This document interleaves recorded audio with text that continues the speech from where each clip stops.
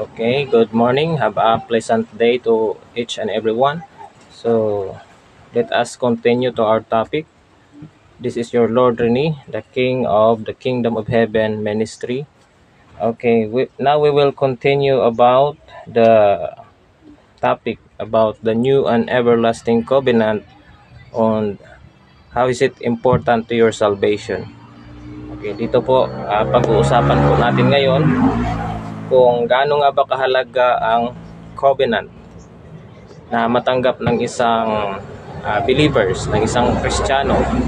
So dito po sa Kingdom of Heaven ay dito ninyo matatanggap ang covenant of marriage, the new and everlasting covenant kapag nagiging member po kayo dito sa Kingdom of Heaven, and when you reach to the glory of celestial glory, when you reach of the glory of the Son.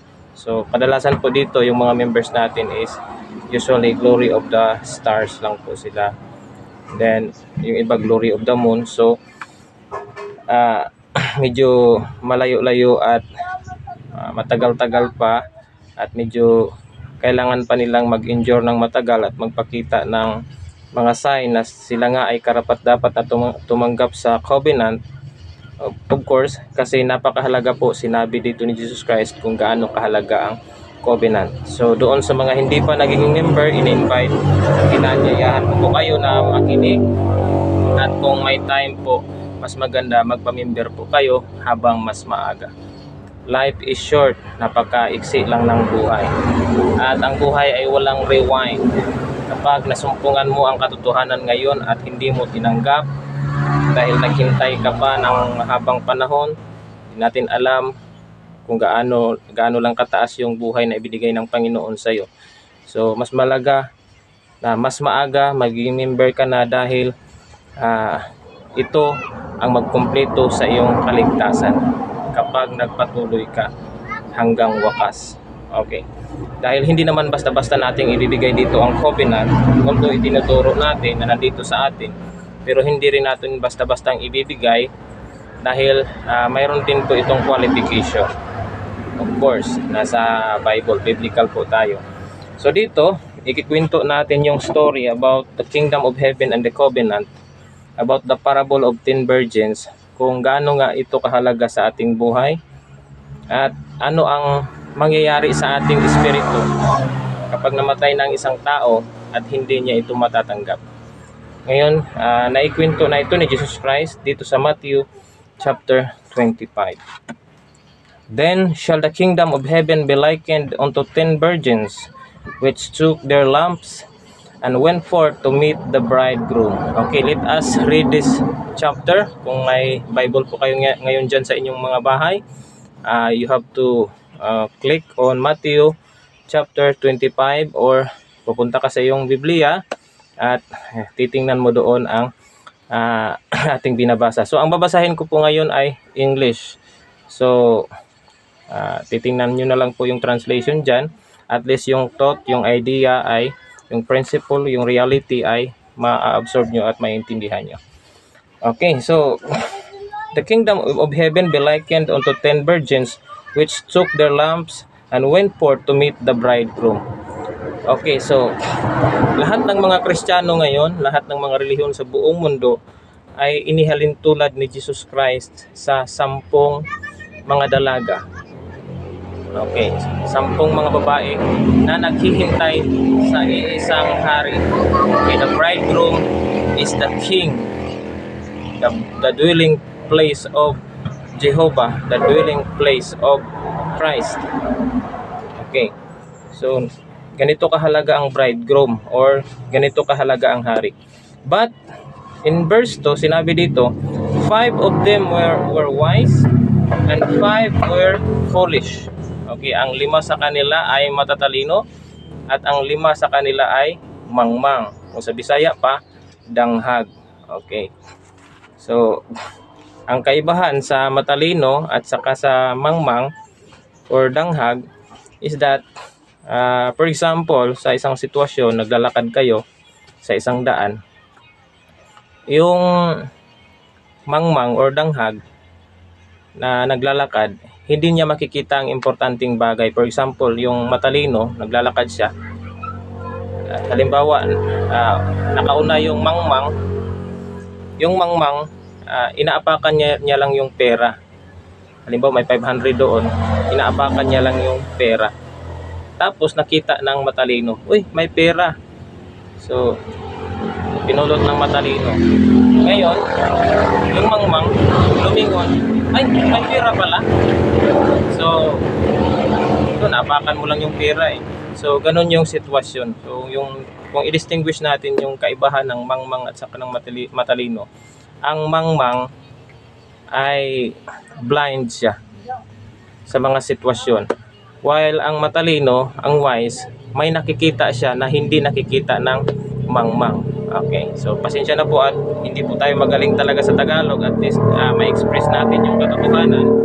Kasi nga, originally tayo ay Bisaya. Pero napakahirap naman kasi kung mag-Bisaya ako, baka kunti lang ang makakaintindi.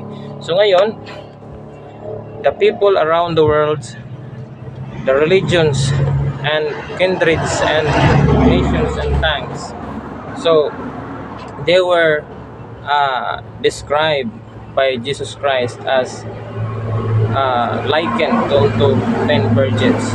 5 were wise and 5 were foolish.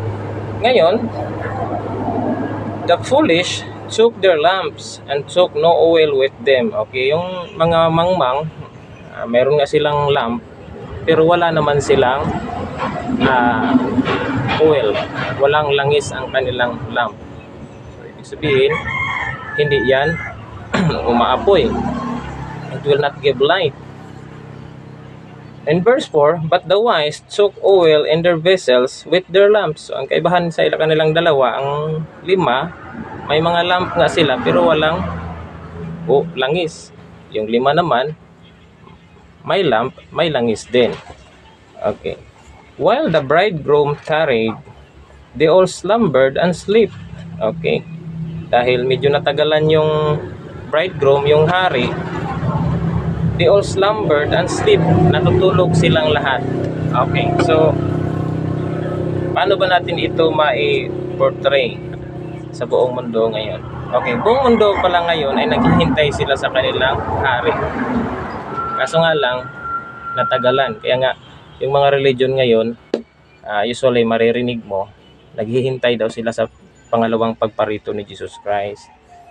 Ngayon, hindi nila alam, dumating na pala sa pamamagitan nitong hari na dumating ngayon sa Leyte. Yung iba ngayon, natutulog na. They all slumbered and sleep. So, anong ibig sabihin nitong natutulog? Hindi ito literal na natutulog doon sa kwarto. Kundi, they were unaware, natutulog, and then hopeless. Nawala na sila ng pag-asa. So, kaya nga, kapag tuturuan natin sila ngayon, mga tao, wala na. Hindi na kami maniniwala sa mga ganon. Kasi nga, mga pastor, wala na eh. Puro na corruption eh. Mga ano na, ganon. Lahat ng nagtuturo ng Bible, ganito. So, they were skeptics na sila at hindi na sila naniniwala. Negative thinking person na. Kaya nga, spiritually, they are sleeping. Natutulog sila. So, and at the midnight, there was a cry made, behold, the bridegroom cometh, go ye out to meet him. Okay, in the midnight, there was a cry. Okay, what is this cry? This is a message. This is a warning. So, mayroong nag-preach na hindi naman ito literal na cry or shout. This is a preaching. Behold, the bridegroom cometh, go ye out to meet him. Okay, dumating na ang hari, ang kasintahang lalaki. Puntahan niyo siya at meet him. Then all those virgins arose and trimmed their lamps. And the foolish said unto the wise, give us your oil, for our lamps are gone out. But the wise answered, saying, not so, lest there be not enough for us and you. But go ye rather to that sell. Go ye rather to them that sell, and buy for yourselves. Okay, so kasi yung mga foolish, yung mga mangmang, wala silang oil eh. dumating na yung hari, ay nandyan na pala ang hari, nandyan na pala ang bridegroom, humihingi pa sila ng oil. Bigyan nyo kami ng oil. Sinabi naman ng mga wise, wala na kaming oil, wala kaming sapat na maibigay sa inyo. Hanapin nyo yung nagbibinta para mabigyan kayo. Ngayon, ano ba yung ibig sabihin ng oil or langis dito sa story ng parable? Kasi Jesus Christ, kapag nagtuturo siya, idinadaan niya sa parable ang katotohanan. So yung langis, ang kaibahan kasi ng 10 babae, ang 5 ay walang langis, yung ito may langis. Ang oil dito or langis ay nag-symbolize una sa guidance ng Panginoon at sa kanilang desire na matuto. Gana, kung sa Bisaya pa.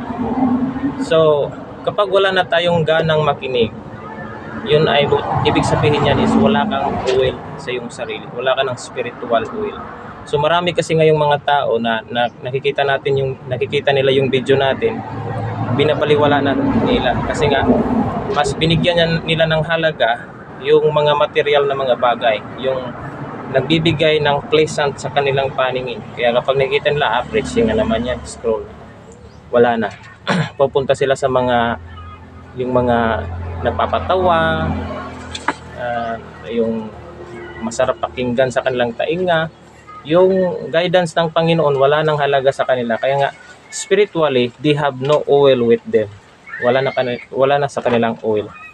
Ngayon, ang kaibahan kasi sa mga taong handa or wise, mayroon silang oil. Ibig sabihin, interesado silang matuto sa katotohanan. Kahit nakita nila yung video natin na wala masyadong reaction, still nakikinig sila at sumunod sila at they entered into the kingdom. So, ngayon, ipagpatuloy natin dito sa verse 10. And while they went to buy, at habang pumunta sila at bumili, the bridegroom came. Ang hari, ang kasindahang lalaki, ay dumating. And they that were ready went in with him to the marriage. Okay. And they that were ready, sila na mga handa. Okay, sa paanong paraan ba tayo magiging handa? Of course, ready. Kasi yung term na sinabi ni Jesus Christ dito ay and they that were ready went in with him to the marriage. Okay. Ready. Okay. Habang nagtuturo tayo ngayon, may mga taong handa. Ano bang ibig sabihin ng handa? Sila yung mga taong tumatanggap. Walang pag-aalinlangan kasi nakita nila ito na ang totoong hari, ito na ang kasintahang lalaki, tatanggapin ko ito. Ibig sabihin, they are willing and ready to accept the truth. While yung iba, kaya tinatawag ito ni Jesus Christ na mangmang or danghag sa Bisaya, is that yung iba, naghahanap pa sila ng kamalian. Gusto namin, Brad, yung mataas yung sinina na sinusuot mo. Gusto namin, Brad, yung white, wag yung yellow. May mga gusto sila sa kanilang sarili na nais nilang gawin natin. Gusto namin, Brad, yung magtuturo kagaya ni Coco Martin. Guwapo. Hindi kagaya mo. So, mayroon silang mga sariling gusto. So, gusto namin, Brad, yung tinuturo ng pastor namin. Gusto namin, Brad, yung about pera yung pag-uusapan mo para yayaman kami. So, sila yung mga taong hindi pa ready na matanggap ang katotohanan. Kasi nga yung kanilang puso ay nakapokus lang sa material world. Materialism. Practicalism. So, kapag about katotohanan ng Panginoon, wala silang gana. Pero kapag doon sa yung napangiti sila, yung nabigyan sila ng pera, nabigyan sila ng ganito, mga material na bagay, masaya sila. But the people who are ready, according to Jesus Christ, sila yung mga tao na pagdating sa hari ng Leyte, tumatanggap sila. And what will happen when they endure? Sinabi dito, went in with him. Okay, we will clarify this. Him ang ginamit ni Jesus Christ na pronoun. Ibig sabihin, ang darating na hari, lalaki, hindi babae. So, of course, ang darating na sugo or messenger king ay isang lalaki, hindi babae. So ayusin lang natin ang katotohanan, kasi yung iba may dumadating daw dito, siya daw ang nagdadala sa authority ni Jesus Christ, babae naman. So sa Bible kasi, kinaklarify lang natin para hindi kayo maligaw, kasi marami ng mga false Christ ngayon mga false kings and false leaders na hindi naman pinadala ni Jesus Christ, pero nagpapanggap sila, inaangkin nila yung verse na ito. Ngayon, inaangkin natin dahil mayroon tayong authority. Okay, so ano ba itong authority? This is the permission of the Almighty God. Okay, went in with him, okay, pronoun him, lalaki, to the marriage. The marriage is the covenant between the king and the people of God. Okay, when the people of God receive the covenant, magkakaroon ng marriage. Okay, the king and the people of God. So kailan ba natin matanggap ito dito sa Kingdom of Heaven? Okay, proseso po. So hindi naman po basta-basta na nagpapakasal ang hari o nagbibigay ng covenant ang hari. Kailangan dadaan kayo dito sa testing. Kaya nga yung mga members, tinitestingan ko sila. Lahat, maraming nalilista natin, pero inoobserbahan natin yung kanilang performance. Kung sino talaga ang karapat-dapat na tumanggap sa covenant. So habang nandyan pa sila sa glory of the star, glory of the moon, paradisiacal glory, tinitingnan natin yung kanilang mga performance. So kapag nakita ko na ready na sila, I will say to them na, okay, brothers and sisters, receive the covenant of God, the new and everlasting covenant. Okay, so ako na yung mag-declare doon sa member para matanggap nila ang marriage of God or the eternal covenant. So ang iba naman iniisip nila na binyag ito, Brad. Tapos na ito. Tapos na naming nagawa yan. So hindi yan binyag. Yung binyag ibang covenant yun. That is only a preparatory covenant. So ituturo natin yan next time na yung binyag na naranasan mo. So yung iba kasi sinabi, Brad, yung binyag covenant naman yun Tapos na, Brad. So yung covenant hindi po yun. A preparatory covenant lang po yung binyag.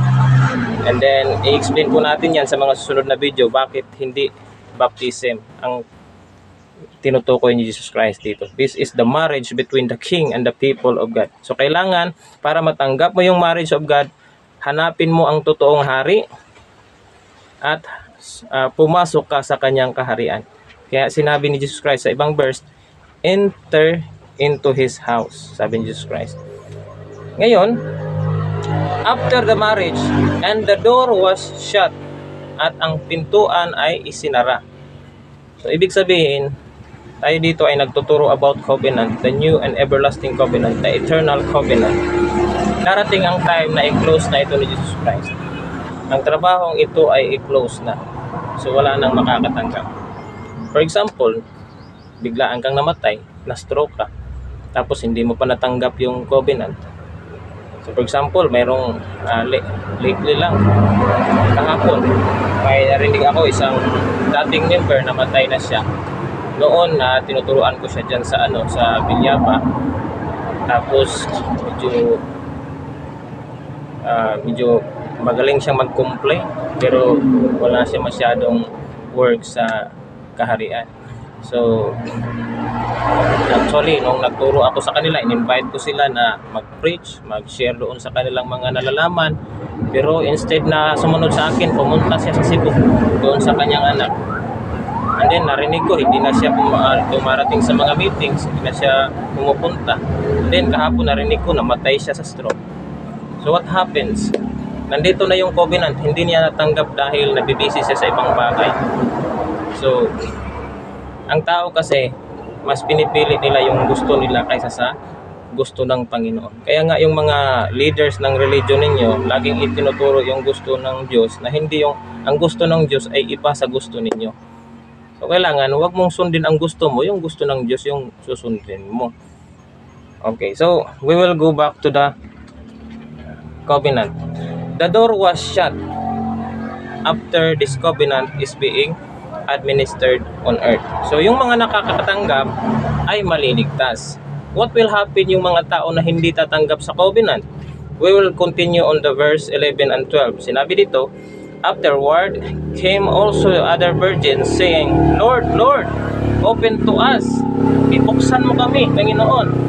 But he answered and said, okay, may sumagot si Jesus. But he answered and said, verily I say unto you, I know you not. Hindi ko kayo nangakikilala. Okay. So mali pala yung sinabi nila na, Brad, sabi kasi ng pastor namin, just believe in Jesus Christ. Tatawag ka lang kay Jesus Christ, maliligtas daw eh. Nasa Romans chapter, ano daw yun eh, na tatawag lang kay Jesus, maligtas na eh. So hindi naman nila alam yung ibig sabihin ng verse na yun. So we will explain that verses soon, later. Kung totoo ba yung tatawag ka lang is maliligtas ka na. Kasi dito sabi ni Jesus Christ, darating yung mga araw na papasok ka doon sa langit, hindi ka niya makikilala. Okay, bakit? Hindi mo natanggap ang covenant, ang marriage of God. Brad, nagpakasal na kami ng asawa ko, tapos na yan. Hindi yan kasal ng mag-asawa ha. Ito ay kasal ng hari at ang people of God. This is the new and everlasting covenant. Hindi ito ang kasal ninyong dalawa ng yung kasintahan. This is a symbolic marriage, the eternal covenant. So medyo mahirap ito intindihin sa mga hindi masyadong nagbabasa ng Biblia. Yung mga nagbabasa na ng Biblia, madali na lang yan sila turuan natin. But hopefully their heart are open to accept this truth. Kaya nga yung sinabi dito ni Jesus Christ na, and they that were ready went in. Okay, so may mga tao kasi na handa, humble, nakikinig, sumusunod, nagme-message sa atin, Brad, ito yung pangalan ko, magpapamember na ako ngayon at magsusuporta na ako dito sa kaharian. Ganyan yung ready. Pero yung mga tao, nakikinig lang sila, nakabukas lang yung mata nila, pero yung tainga nila, kung ano yung itinuturo natin, lumalabas lang sa kabila, baliwala lang. Parang nakikinig lang ng vlogger. So doon sa mga ready, sa mga nakikinig sa atin na gustong magpa-member, ay i-message na ang inyong mga pangalan sa ating contact number 0906-774-8986 para magiging member dito sa Kingdom of Heaven. At kapag magiging worthy na tayo, matatanggap natin ang eternal covenant. Maraming salamat. Ito ang inyong hari, Lord Rene Turlao.